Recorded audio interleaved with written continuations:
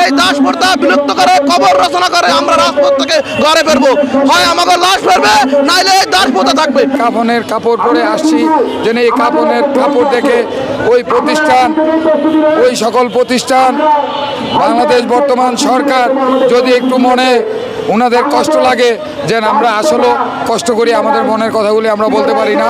রক্ত ঝরার এর উপর ডক্টর ইউনূস দাঁড়িয়েছে। আমরা বড় আশা করেছিলাম যে বাংলাদেশে কোনো বৈষম্য থাকবে না। 26 দিন যাবৎ আমাদের শ্রমিকরা শ্রম মন্ত্রণালয়ের নিচে অবস্থান করতে আছে, কিন্তু কোনো সুশীল সমাজ, কোনো রাজনীতির ব্যক্তিত্ব, কোনো মানবতার কর্মী, কোনো সাংবাদিক আপনারা কেউ আমাদের খোঁজ খবর নেন না। আমরা আজকে সত্যি অসহায় এবং আমাদের পিঠ দেওয়ালে ঠেকে গেছে।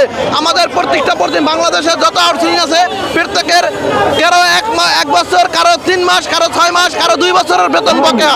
আজকে আমরা আমাদের পরিজন নিয়ে সত্যি আমরা দুঃখের সাগরে ভাসতে আছি।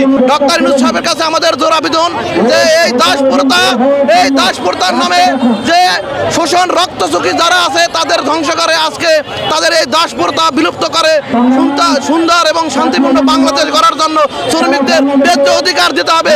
এই জন্য আজকে আমরা রাজপথে অবস্থান করছি। এই দাসপ্রথা বিলুপ্ত করে কবর রচনা করে আমরা রাজপথ থেকে ঘরে ফিরবো। হয় আমাকে লাশ ফেরবে, নাইলে এই দাসপ্রথা থাকবে। এত আন্দোলন, এত সংগ্রাম, তারপর ওনাদের ঠিকাদার রাখতে হবে কেন? কির জন্য? বাংলাদেশ শ্রম মন্ত্রণালয়, শ্রম সচিবরা ওনাকে ঠিকাদার কাছে দালালি পায়, তাই এই দালাল প্রথা বিলুপ্ত করে বাংলাদেশের সকল আউটসোর্সিং তাদের ন্যায্য অধিকার আদায় করে ঘরে পড়বে। আশা ছিল কোম্পানিতে কোনো এক সময় আমাদেরকে স্থায়ী করবে, কিন্তু সেটা আমাদের ভুল ধারণা ছিল। আমাদের 15 বছর, 20 বছর, 30 বছর, আমারই বয়স হয়ে গেছে, শুধু চাকরির বয়স হয়ে গেছে 28 বছর। অনেক সার্কুলার দিয়েছে, রিটেন দিয়েছি, ভাইবা দিয়েছি, তারপরে আর চাকরির কোনো নাই, আমাদের চাকরি হয় না। এইভাবেই আমরা একেবারে ইয়াং অবস্থায় ঢুকেছিলাম। আজকে প্রায় অনেক বয়স হয়ে গেছে। আমাদের মা বাবা ভাই বোন নিয়ে আমাদের পরিবারে চলতে অনেক কষ্ট হয়। তারপরেও আমরা কোম্পানির কাছে, ওই সরকারের কাছে দাবি রেখেছিলাম ঠিকাদার প্রথা বাতিল করে ওই কোম্পানিতে আমাদেরকে স্ব স্থানে স্থায়ী করা হোক। কারণ আমরা যে প্রতিষ্ঠানেই কাজ করি, আমরা নিষ্ঠা এবং সততার সাথে কাজ করি।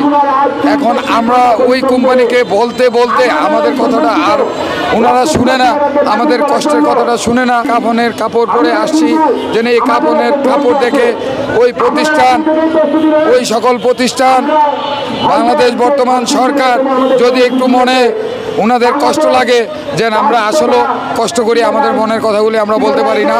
তাই আজকে আমি এই কাফনের কাপড় পরে আপনাদের সামনে হাজির হয়েছি। আমরা তো দীর্ঘ 1 বছর ধরে ওনাদের সাথে লড়াই করে যাচ্ছি, আন্দোলন করে যাচ্ছি, যাতে আমাদের এই যে ঠিকাদার বাতিল চাই, আমরা যারা চাকরিচ্যুত তাদের চাকরি পূর্ণবহাল চাই, কিন্তু ওনারা আমাদের দাবি মানতেছে না।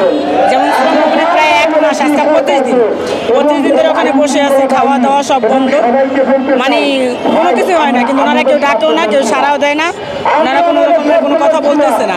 ঠিকাদারের সাথে ওনারা হয়তো একমত হয়েছে, আমাদেরটা ওনাদের সব পছন্দ হচ্ছে না। কারণে আমরা ঠিকাদার মুক্ত চাই, দাসপ্রথা বাতিল চাই, যারা চাকরিচ্যুত তাদের পূর্ণবহাল চাকরি চাই। আমাদের বেতন দেয় 17,600 টাকা সরকার দেয়, তো ঠিকাদারের তো এখানে কোনো দরকার নেই। ঠিকাদার অযথা তৃতীয় ব্যক্তিকে আমরা চাই না, আমরা চাই ঠিকাদার বাতিল মুক্ত চাই। ঠিক আছে।